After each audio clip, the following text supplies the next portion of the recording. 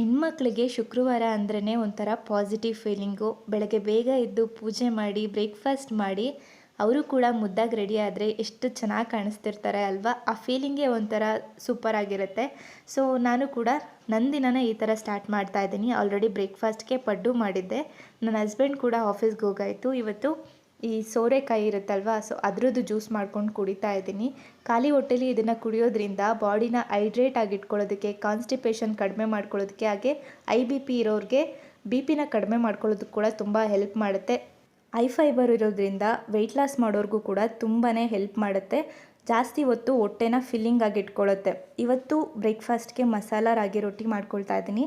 ಸಣ್ಣದಾಗಿ ಕ್ಯಾರೆಟು, ಹಾಗೆ ಸಬ್ಸಿಗೆ ಸೊಪ್ಪು, ಕೊತ್ತಂಬರಿ, ಈರುಳ್ಳಿ, ಸ್ವಲ್ಪ ಜೀರಿಗೆ, ಉಪ್ಪಿನ ಪುಡಿ ಹಾಕ್ಕೊಂಡಿದ್ದೀನಿ. ಕಡಲೆ ಬೀಜನ ಹುರಿದ್ಬಿಟ್ಟು ಸಿಪ್ಪೆ ತೆಗೆದು ತರಿಯಾಗಿ ರುಬ್ಕೊಂಡು ಹಾಕ್ಕೊಂಡಿದ್ದೀನಿ.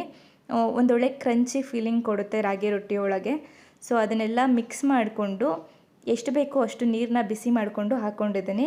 ತುಂಬ ಚೆನ್ನಾಗಿರುತ್ತೆ. ಒಂದೊಳ್ಳೆ ಹೆಲ್ದಿ ಬ್ರೇಕ್ಫಾಸ್ಟು. ಮಕ್ಳಿಗೂ ಕೂಡ ಅಷ್ಟೇ ಈ ಥರ ಮಾಡಿಕೊಂಡ್ರೆ ತುಂಬ ಖುಷಿಯಿಂದ ತಿನ್ಕೊಂಡು ಬರ್ತಾರೆ. ವೆಯ್ಟ್ ಲಾಸ್ ಮಾಡೋರು ಕೂಡ ಒಂದೊಳ್ಳೆ ಹೆಲ್ದಿ ಬ್ರೇಕ್ಫಾಸ್ಟ್ ಆಪ್ಷನ್ ಅಂತ ಹೇಳ್ಬೋದು. ಬಾಳೆ ಎಲೆ ಮೇಲೆ ಈ ಥರ ತಟ್ಕೊಳ್ತಾ ಇದ್ದೀನಿ. ಸ್ವಲ್ಪ ಪುಟ್ಟದಾಗೆ ಮಾಡ್ಕೊಳ್ತಾ ಇದ್ದೀನಿ. ಅವನಿಗೆ ಕ್ಯೂಟಾಗಿದ್ದರೆ ಚೆನ್ನಾಗಿರುತ್ತೆ, ಬಾಕ್ಸಲ್ಲಿ ಖುಷಿಯಿಂದ ತಿಂತಾನೆ ಅಂತ ಹೇಳಿ. ಮನೇಲಿರೋ ಮಹಾಲಕ್ಷ್ಮಿಯರು ಅಂದರೆ ನಾವು ಹೆಣ್ಮಕ್ಳು ಖುಷಿಯಾಗಿ ಆರೋಗ್ಯವಾಗಿದ್ದರೆ ಗಂಡ ಮಕ್ಕಳನ್ನ ಕೂಡ ಅಷ್ಟೇ ಖುಷಿಯಾಗಿ ನೋಡ್ಕೊಳ್ಬೋದು. ಸೊ ಆದಷ್ಟು ನಿಮ್ಮನ್ನ ನೀವು ಪಾಸಿಟಿವ್ ಆಗಿ ಇಟ್ಕೊಳ್ಳೋದಕ್ಕೆ ಟ್ರೈ ಮಾಡಿ. ಆವಾಗ ಲಕ್ಷ್ಮಿ ಕೂಡ ಅಷ್ಟೇ ಚೆನ್ನಾಗಿ ನೆಲೆಸ್ತಾಳೆ ಮನೇಲಿ. ಸೊ ಕೆಲವೊಬ್ಬರು ಕೇಳ್ತಾರೆ, ನೀವು ವರ್ಕ್ ಮಾಡ್ತಿದ್ದೀರಾ ಅಂತ ಹೇಳಿ. ವರ್ಕ್ ಮಾಡ್ತಾಯಿದ್ರೆ ಯಾಕೆ ಮಗು ನೋಡ್ಕೊಳ್ಳಲ್ವಾ, ಮನೇಲಿ ಯಾರಿರ್ತಾರೆ ಆ ಥರ ಎಲ್ಲ ಕೇಳ್ತಾರೆ. ಹೌದು, ಒಪ್ಕೊಳ್ತೀನಿ.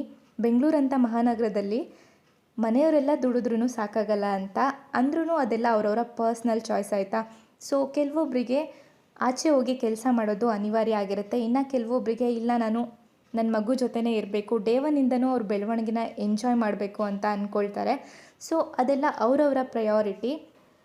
ನಮ್ಮ ಲೈಫ್ನ ನಾವು ಮಾತ್ರ ಡಿಸೈಡ್ ಮಾಡಬೇಕು, ಬೇರೆ ಯಾರೂ ಅಲ್ಲ. ಸೊ ಆದಷ್ಟು ನಿಮ್ಮ ಲೈಫ್ನ ನಿಮ್ಗೆ ಯಾವ ಥರ ಇಷ್ಟ ಆ ಥರ ಲೀಡ್ ಮಾಡಿ. ಆವಾಗ ಮಾತ್ರ ನಾವು ಸ್ಟ್ರೆಸ್ ಫ್ರೀ ಆಗಿ ಪಾಸಿಟಿವ್ ಆಗಿ ಇರ್ಬೋದು. ಮಧ್ಯಾಹ್ನಕ್ಕೆ ಇಲ್ಲಿ ಮೊಸಪ್ಪು ಕೂಡ ಮಾಡ್ಕೊಳ್ತಾ ಇದ್ದೀನಿ. ಸೊ ಫ್ರೆಶ್ ಆಗಿ ಸೊಪ್ಪು ಸಿಕ್ಕಿತ್ತು. ನಮ್ಮ ಸೈಟಲ್ಲಿ ಹೊಲದಲ್ಲಿ ಬೆಳೆಯೋ ಸೊಪ್ಪೆಲ್ಲ ಬೆಳೆದಿತ್ತು. ಅದನ್ನೆಲ್ಲ ಕಟ್ ಮಾಡಿಕೊಂಡು ಜೊತೆಗೆ ಪಾಲಕ್ಕು, ಮೆಂತ್ಯ, ಸ್ವಲ್ಪ ಸಬ್ಸಿಗೆನ ಸೇರಿಸ್ಕೊಂಡಿದ್ದೀನಿ. ಸೊ ಎಲ್ಲದನ್ನು ಕುಕ್ಕರಲ್ಲಿ ಹಾಕ್ಕೊಂಡು ಕೂಗಿಸ್ಕೊಂಡು ಮಸ್ಕೊಳ್ತೀನಿ. ಇದಾಗಿತ್ತು ಇವತ್ತಿನ ವ್ಲಾಗ್. ಅದಾದಮೇಲೆ ನನ್ನ ಮಗನ ಸ್ಕೂಲಿಂದ ಕೂಡ ಕರ್ಕೊಂಡು ಬಂದೆ.